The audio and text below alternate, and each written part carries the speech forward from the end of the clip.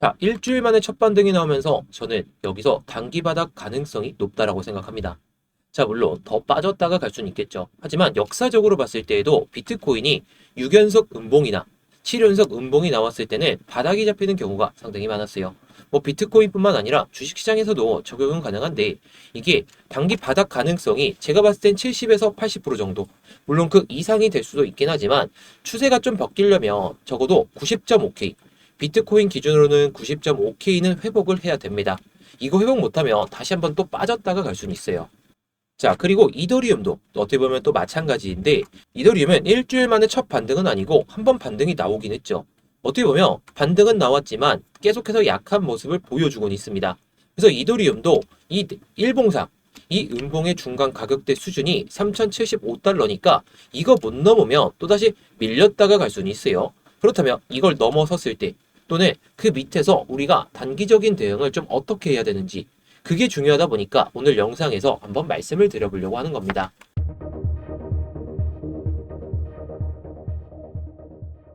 네, 안녕하세요. 10년차 코인 트레이더 임혁입니다. 자, 변동성이 심해진 시장에서 걱정이 많으실 것 같습니다. 이 걱정하지 마세요. 제가 여러분들이 이런 변동성이 커진 시장에서도 수익을 낼 수 있는 그 방법을 말씀드릴 테니까요. 오늘 영상 집중하셔서 수익 낼 수 있는 이런 노하우들 잘 알아가시면 좋을 것 같습니다. 제 10년 동안의 노하우니까 이 노하우를 알려드리는 값을 단지 좋아요 하나로만 받겠습니다. 본격적인 영상 시청 전에 좋아요 한 번씩 눌러주시고 뭐 이따가 도움이 안 되셨다면 그때 취소하셔도 좋으니까 한 번씩 눌러주시면 정말 감사하겠습니다. 자, 일단 제가 어제 영상에서도 말씀드렸던 게 6연속 음봉은 대부분 바닥을 형성했었다. 조정의 폭은 얘가 예상했던 것보다 더 크긴 하지만 쫄면 안 된다라고 말씀드렸어요. 물론 지금 이 비트코인이 이때 당시보다 더 빠진 건 맞거든요. 근데 지금 구간에서도 수익을 낼 수 있는 그런 방법들이 있기 때문에 제가 이렇게 말씀을 드리려는 거죠. 자, 뭐 아까 말씀드렸듯이 이더리움도 마찬가지긴 합니다. 고점 대비해서 거의 3,400달러에서 3,000달러 이상까지 빠졌으니까 어떻게 보면 400달러, 10% 이상의 조정이 발생했죠. 자, 그래도 우리가 살아남을 수 있는 구멍, 그런 것들은 제가 오늘 이 지표를 통해서 말씀드려볼까 하는데요. 자, 지금 이 지표가 볼륨 TPO하고 밑에 있는 게 바이셀 볼륨입니다. 자, 위에 좀 많은 게 나와져 있는데 이건 제가 이따가 설명드리겠지만 이게 매도가 우위인지 매수가 우위인지 그런 것들을 확인할 수가 있거든요. 자, 물론 이 지표가 어떤 것인지는 이따가 좀 설명은 드리겠지만 제가 구독자분들께 준비해드리는 뭐 이벤트가 아니라 여러분들께 정말 도움이 될 만한 내용도 한번 가져와 봤습니다.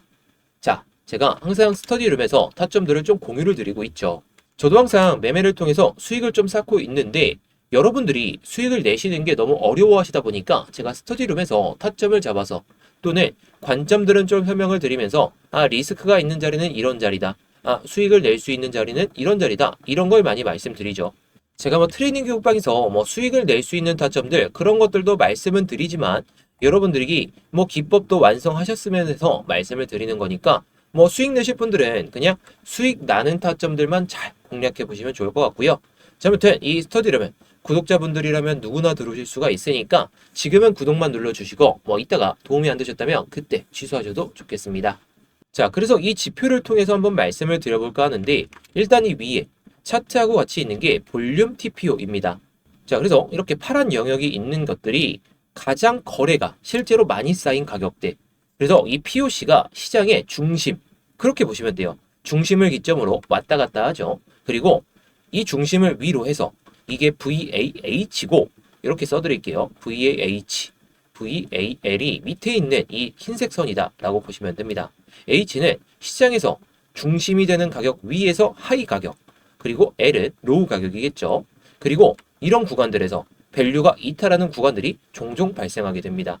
이런 구간도 마찬가지긴 한데 이때는 밸류가 계속해서 유지가 되긴 했었죠.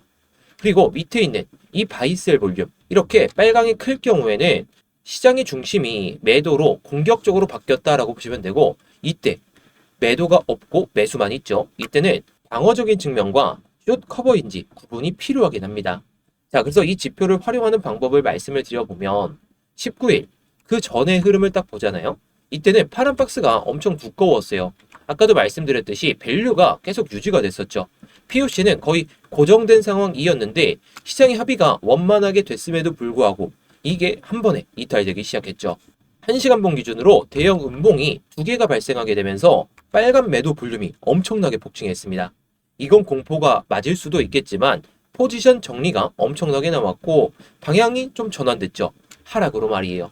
저는 뭐 이게 하락장은 아니고 조정장이다라고 생각은 하는데, 아무튼 이런 흐름을 보여주면서 하락 이후에 시장은 다시 거래를 쌓기 시작했죠. 자, 이 모습을 좀 크게 보게 되면은, 자, 그런데 여기서 이 레벨에서 이 밸류에서 갑자기 VAH 하이 가격까지 올라왔다가 돌파를 실패했죠.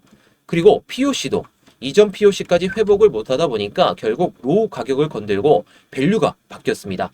자, 그러면서 20일 새벽부터 오전부터 또다시 밸류가 낮아지는 상황에서 매도 볼륨이 조금씩 커지는 상황이 계속 발생했었죠. 이때가 가장 크긴 했었는데, 이렇게 내려오면서 또다시 매도 볼륨이 쌓이니까, 근데 매도 볼륨이 아니라, 자, 그런데 이때는 조금 다르죠. 매도 볼륨이 커졌을 때 그때 매수 볼륨이 한 대략적으로 2대1 수준이었는데, 이때는 거의 1대1 수준, 뭐 한 40%에서 60%, 4대6 정도의 그 비율이다 보니까 바닥이 형성되었다라고 표현할 정도로 지금 여기서 아래 꼬리가 3번 연속 달리고 올라오고 있는 상황이에요. 그런데 이 밸류가 낮아짐에도 불구하고 계속해서 거래가 쌓이고 있는 구간들이 계속해서 발생하고 있죠. 그래서 지금은 반등 중, 이렇게 해석을 할 수도 있겠지만 가격을 시장 참여자들이 합의를 진행하고 있다, 이렇게 생각하시면 됩니다. 자, 그래서 이제는 우리가 좀 시나리오를 잡을 필요가 있겠죠. 지금은 시장이 어느 정도 단기적으로는 합의를 진행하고 있는데, 이 VAH 어디죠? 이 흰색 선이죠. 이 흰색 선을 돌파를 했다가 이탈되면서 이 중간 가격대까지, 시장의 중심까지 딱 올라타면서 한 번 더 반등을 보여준다면 모르겠지만, 이게 매도 볼륨이 조금씩 커지고 있죠. 거래량이 그렇게 크진 않지만 이게 또다시 거래가 쌓이면서 매도 볼륨이 공격적인 그런 패턴이 나온다면 이 L 가격 있죠. VAL. 이 가격까지 내려올 가능성이 있어요. 이 가격 같은 경우에는 2,955달러 수준인데, 이것까지 이탈하면 결국에 저점을 리테스트하는 그런 흐름이 발생할 수도 있겠습니다. 자, 뭐 그렇다고 해서 이게 조정장의 시작이냐? 그건 아니고, 시장의 합의가 다시 아래에서 했다가 위로 올라타면서 가격이 또다시 합의하는 그런 구간으로 발생할 수 있다. 좀 이렇게 볼 수가 있겠죠. 자, 그런데 시나리오 두 번째. 기술적 반등이 나오면서 이전에 매물대 구간을 먹는 구조를 발생시킨다면, 자, 바이 볼륨. 아직도 엄청나게 늘어난 구간은 없죠. 여기서는 바이 볼륨이 늘어나긴 했는데, 이게 이전 POC, 지금 봤을 때 2,997달러거든요. 이 가격대를 회복해 주면서 올라탄다면 이게 기술적 반등이 한 번은 크게 나올 것 같아요. 근데 이게 아까도 말씀드렸지만 여기서 꼬리가 달렸죠. 이전에 매물이 쌓여 있는 구간이기 때문이에요.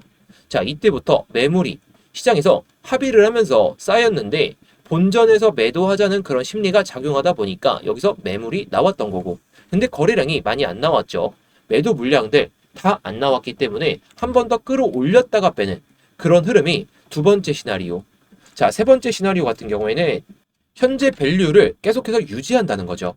이건 장기간 횡보, 적어도 한 이틀에서 3일 정도 횡보를 할 수가 있어요. 자, 그러면서 이게 POC가 또다시 올라가는 상황. 막 예를 들어서 이때처럼 말이죠. 자, 이때처럼 뭐 POC가 거의 고정값이긴 했지만 밸류 값이, 그리고 밸류 레벨이 점차 소폭 늘어났던 모습. 그런 흐름을 결국 보여주면서 올라탄다면, 예를 들어 이런 흐름이겠죠. 앞으로의 시나리오에서 이렇게 파란색 값이 이 구간에서 갑자기 형성되고 또다시 올라가면서 이런 구간에서 형성되고, 단기적으로 계단식 밸류가 만들어진다면 단기적인 바닥뿐만 아니라 장기적인 그 추세까지 잡힐 수가 있을 거다. 저는 이렇게 보고 있습니다. 자, 현실적으로 봤을 땐 두 번째나 세 번째나 첫 번째나 모두 가능성 있는 이야기이긴 합니다. 하지만 제가 장담하기는 좀 어렵기 때문에 이런 것들이 정말 대응이 중요하다는 거죠. 그래서 제가 실시간 대응이 정말 중요하다 보니까 이런 타점들을 구독자분들이 계신 스터디룸에서 모두 말씀을 좀 드리고 있습니다. 자, 그래서 오늘 스터디룸에서 말씀드렸던 타점을 보게 되면 제가 8시 한 이때쯤 말씀드렸거든요. 이때쯤 말씀을 드렸는데, 이게 신호가, 이 보조지표로 나온 신호 같은 경우에는 조금 더 늦게 떴어요. 어떻게 보면 제가 예상하는 그 시나리오 안에서 떴던 건 맞는데, 제가 좀 기술적 반등을 먹어보고자 미리 말씀을 드린 거죠. 자, 그래서 뭐 보조지표 상으로도 타겟이라는 단어가 나오면서 어떻게 보면 여기서 롱을 진입했다면 결국에 수익 낼 수 있었던 그 타점에서 나왔습니다. 자, 물론 제가 미리 말씀을 드렸기 때문에 미리 또 매도는 하긴 했지만 제가 개발한 보조지표지만 이게 차트를 보면서 매매하시는 데 있어서 상당히 유용할 수밖에 없어요. 왜냐? 신호가 나오기 전에 이걸 또 확대해보면 딱 깃발 신호가 두 개가 나오게 되고 그 다음에 바이나 셀이 나오게 되는데 바이가 나오면 위에는 익절선이 아래는 손절선이 나오게 되죠. 게다가 아까 보셨듯이 익절선에 도달하게 되면 타겟이라는 단어가 딱 명확하게 나오니까 여러분들이 차트를 보면서 매매하시기엔 상당히 편안한 도구가 될 수가 있다는 거. 자, 물론 이게 100% 맞을 수는 없기 때문에 제가 이런 보조지표 타점이 나올 때 또는 예상되는 그 시나리오 안에서 움직였을 때 그때는 제가 이렇게 스터디룸에서 모두 공유를 드리고 있습니다.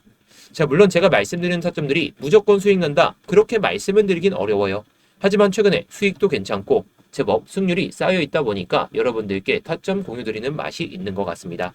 자, 그래서 이 보조지표를 공유받는 방법과 스터디룸 입장하는 방법에 대해서 한번 말씀을 드려보면요. 자, 지금 영상 설명란이나 고정 댓글을 보시면 링크가 하나 보이실 거거든요. 이 링크를 클릭하시게 되면 해당 폼이 하나 보이실 겁니다. 자, 해당 폼을 보시게 되면 일단 제 이름, 이무역 전문가가 선택되어 있는지 확인하시면 좋고요. 자, 그리고 아까 말씀드렸던 이 스터디룸은 이 실시간 관점 스터디 무료 신청을 딱 클릭하시면 됩니다. 자, 그리고 업비트하고 빗썸에서도 제가 알트코인들을 좀 말씀을 드리고 있는데 요즘 알트코인 추세가 좋지가 않다 보니까 추세가 좋아지면 그때 다시 한번 말씀을 드릴 겁니다. 이런 코인들도 제가 스터디룸에서 말씀을 드리고 있으니까 스터디룸을 입장하신다면 모든 걸 받아보실 수도 있고 자, 문자 메시지로도 드리고 있으니까 참고해 보시면 좋겠죠.